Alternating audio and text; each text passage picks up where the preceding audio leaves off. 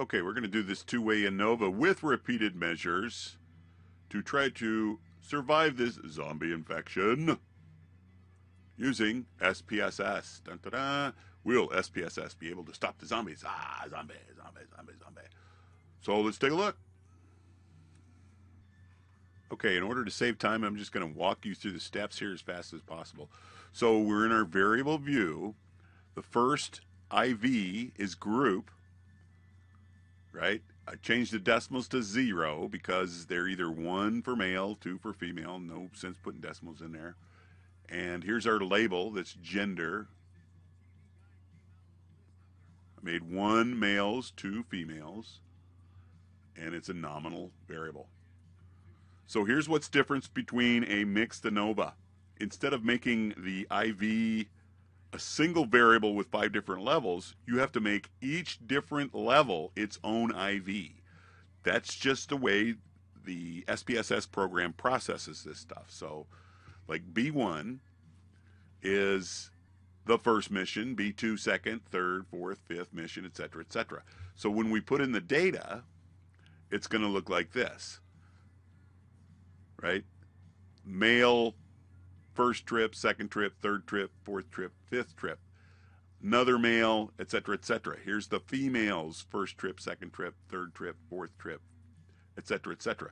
So here, let me pull up the actual data, and hopefully that will help you to set this up in SPSS.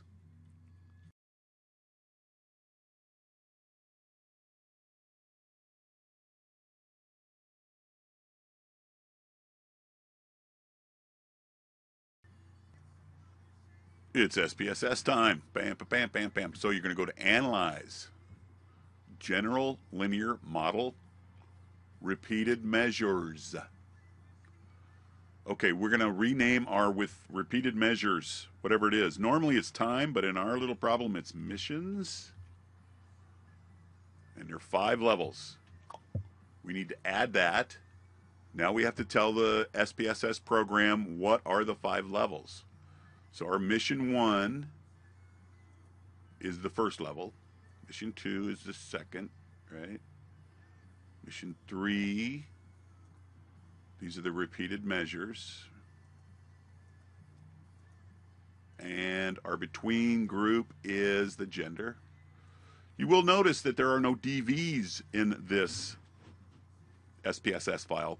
There are DVs, but they're embedded in the different levels of the repeated measures. So that's why this one is so different.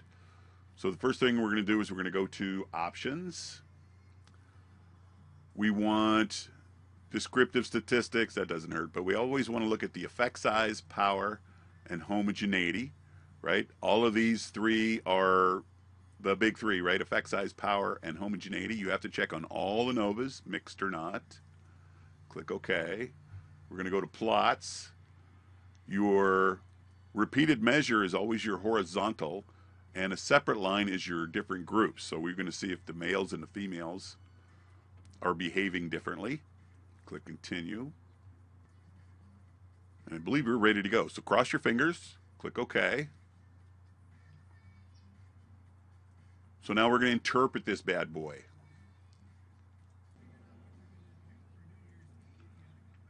Okay, here's the different levels of the missions, the repeated measures.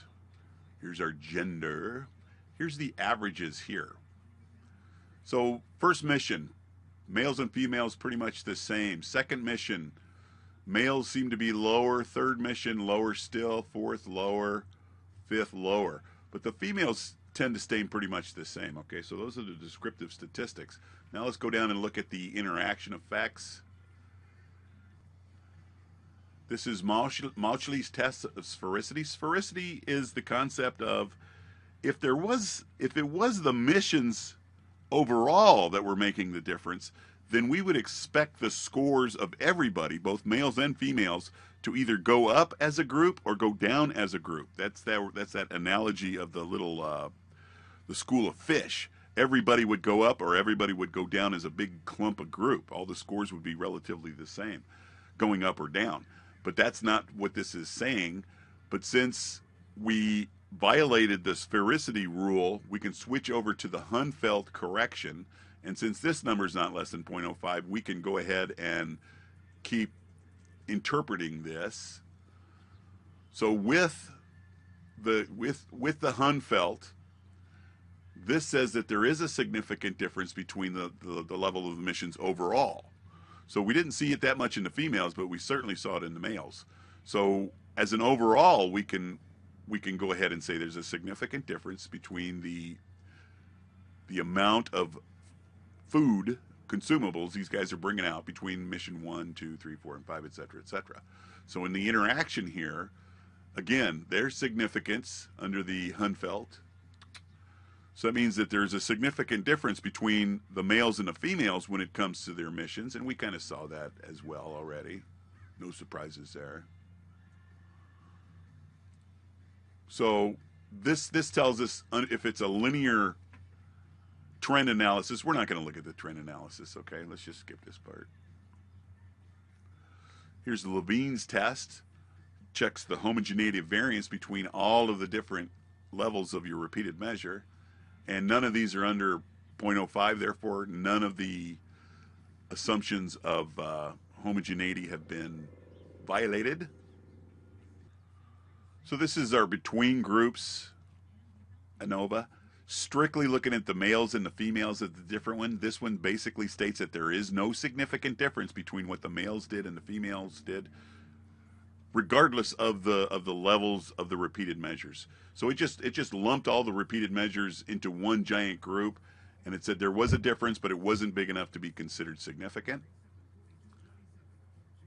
And here's the plots. So the interaction is the main thing we're going to look at here, is that, yes, over the different amounts of missions, the men tended to do worse and worse and worse by bringing back less and less food. So, but that's not true with the females. So that's it for our little zombie investigation there. Hope you guys enjoyed it, and watch out for the zombies. MGZ out.